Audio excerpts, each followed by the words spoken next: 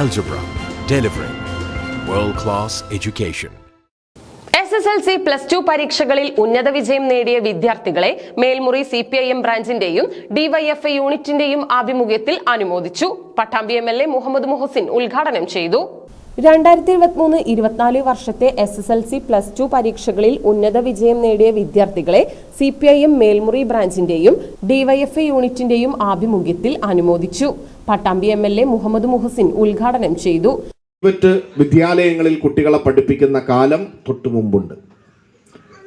2016 അധികാരത്തിൽ വന്ന സഖാവ് പിണറായി വിജയന്റെ നേതൃത്വത്തിലുള്ള ഗവൺമെന്റ്, അന്നത്തെ വിദ്യാഭ്യാസ മന്ത്രി പ്രൊഫസർ C രവീന്ദ്രനാഥ് നമ്മുടെ നിയമസഭയിൽ ആദ്യമായി ഒരു കാര്യം പ്രഖ്യാപിച്ചു.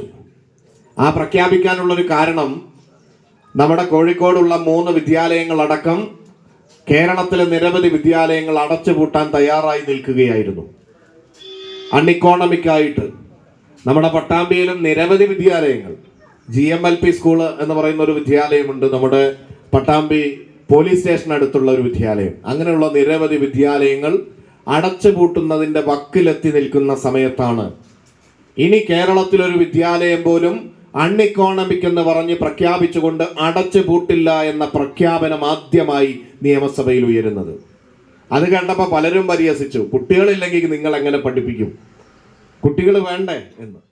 ചടങ്ങിൽ കൊപ്പം ഗ്രാമപഞ്ചായത്ത് പ്രസിഡന്റ് T ഉണ്ണികൃഷ്ണൻ അധ്യക്ഷത വഹിച്ചു. ലോക്കൽ കമ്മിറ്റി അംഗം Sajin Das, DYFI Pattambi block joint secretary Girish, unit secretary Akhil എന്നിവർ പങ്കെടുത്ത് സംസാരിച്ചു.